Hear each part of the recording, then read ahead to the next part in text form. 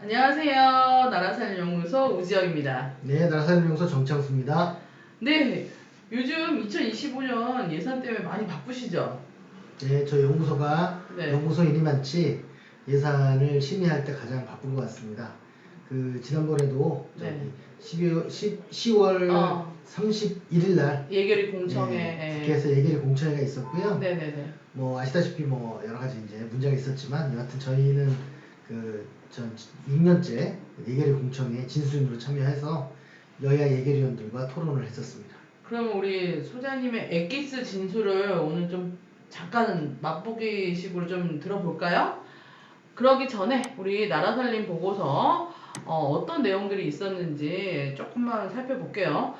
먼저 정책 리뷰로서 9월 국세 수입 현안, 지금 아주 제일 뜨거운 감자죠. 국세가 들어오냐 안 들어오냐. 그리고 정부의 또 세수 재축의 대응 방안도 우리가 검토를 했고, 외평기금 유동자산 관련돼서, 그리고 또 뭐 학교 문화예술교육 지원 사업이 교육청으로 이제 예산이 부담이 되는 어떤 그런 부분, 기후 대응기금 공정한 전환 예산 분석, 이 부분은 다음에 또 한번 다뤄볼 필요가 있을 것 같아요, 그죠? 예, 그렇습니다. 예.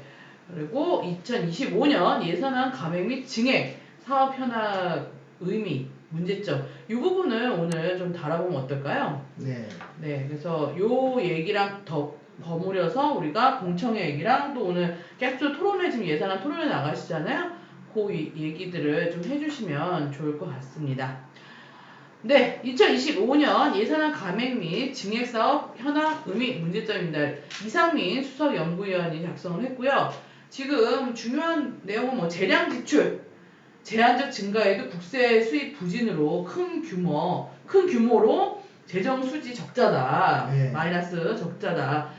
R&D 원상회복 예비비 증가를 제외하면 국가 전략 목표 찾기 어렵다고 이제 이상민 수석이 이야기를 하고 있네요. 그리고 간단하게만 좀 소장님 얘기 좀 해주시죠. 예, 내년도 예산안 제출된 내용들을 저희가 구체적으로 분석을 한 거예요. 예산이 사업이 한 9,090개 정도 있습니다. 그 중에서 늘어난 게 얼마고 줄은 게 얼마냐를 조사를 했어요. 이게 왜 중요하냐면 보통 어떤 분들은 어떤 분야에 얼마 늘고 줄고 이것만 얘기하잖아요. 네. 근데 한 푼도 늘거나 줄지 않더라도 그 안에서 예를 들어 어떤 거 100개 올리고 100개 내렸으면 뭘 올리고 뭘 내렸는가 굉장히 중요한 겁니다. 그래서 그런 걸 분석을 한 보고서인 거고요. 그러다 보니까 예를 들면 이번에 R&D가 복구됐다고 하는데 사실 저희가 볼 때는 회복된 게 아니고 우주나 원자력 이런 건 늘어났지만 총액은 회복이 되는 것처럼 이렇게 보였는데 네. 내용적으로 보면 지난해 줄었던 게 회복이 안 되고 네네. 다른 어떤 분야 그런 것들 저희가 조사를 했던 겁니다. 네, 감소된 것도 중요하잖아요. 감소된 것도 사실 전체 액수는 큰 차이가 없는데 다만 저희가 자세히 들어가 보니까 교통 및 물류에서 철도가 1조 1천억이 감소된 거예요. 지금 우리 기후변화 뭐 이런 것 때문에 철도 부분은 굉장히 관심을 많이 가지는 분야인데 엄청나게 많이 줄어든 거고요. 네. 13.6%니까 이게 무슨 얘기냐면 113.6을 쓰던 걸 100으로 줄인 거거든요. 그리고 그런데 그럼 뭐가 늘었느냐 봤더니 공항 부분이 한 5천억 정도 증가를 했어요.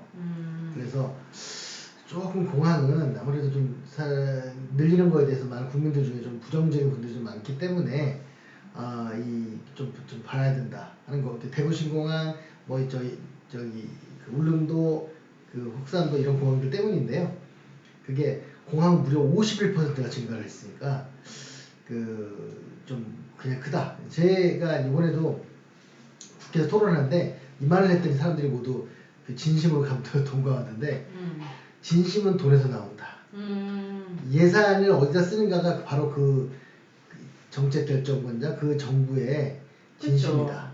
그러니까 지금 현재 이번 예산 자체가 뭐 긴축이냐 아니냐 이거 또 다른 문제고 실제로 뭘 늘리고 뭘 줄였냐를 보면 이 현 정부가 중요하게 생각한 진심 옳고 그른 건 또 다른 판단의 문제고요.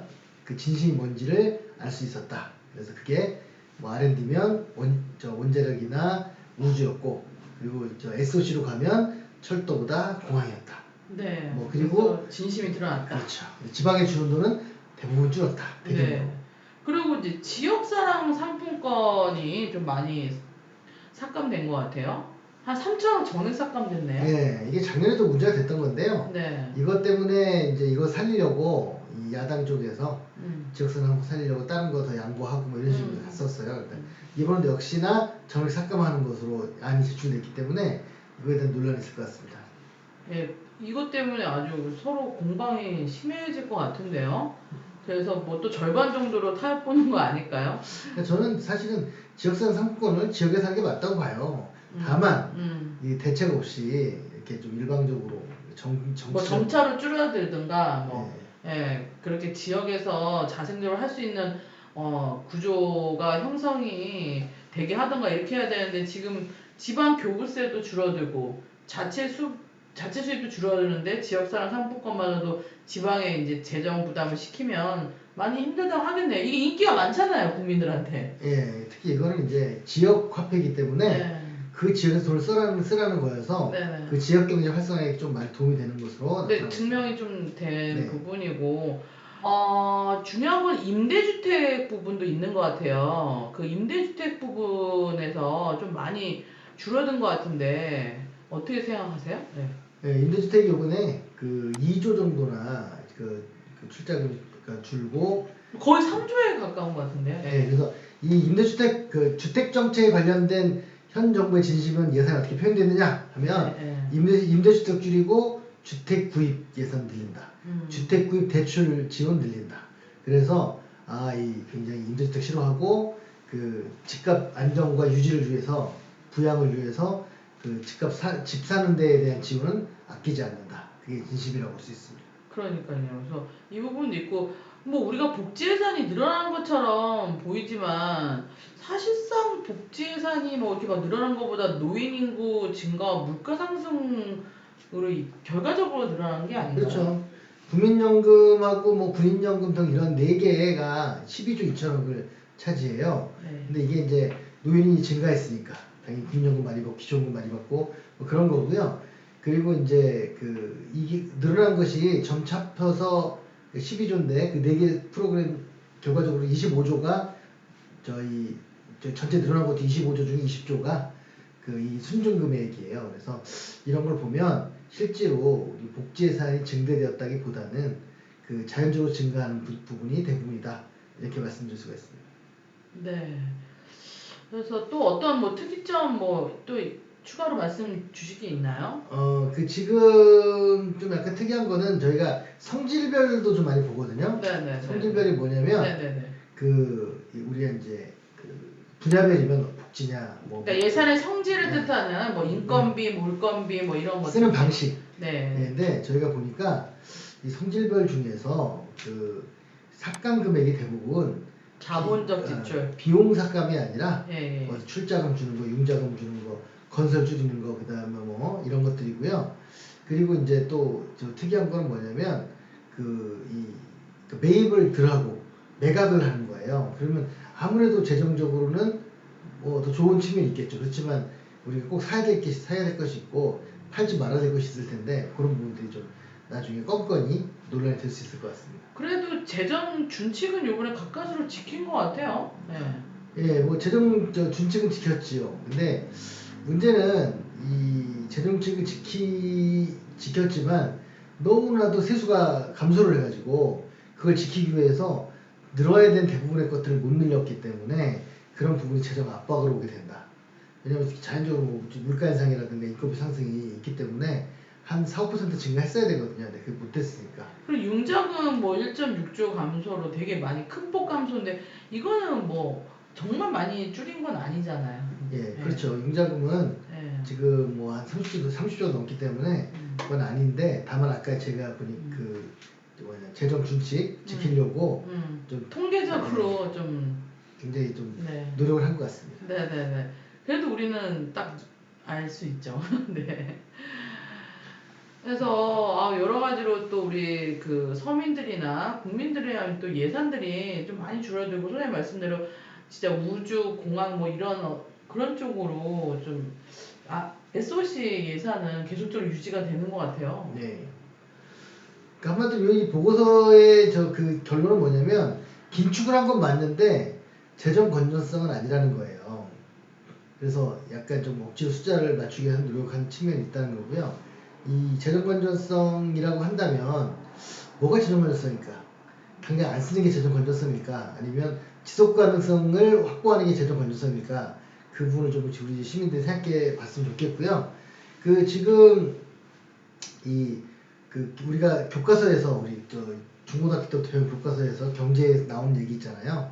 경기가 화랑일 때는 재정 지출 줄이고 경기가 불황일 때는 재정 지출 늘려서 경기를 부양해야 한다.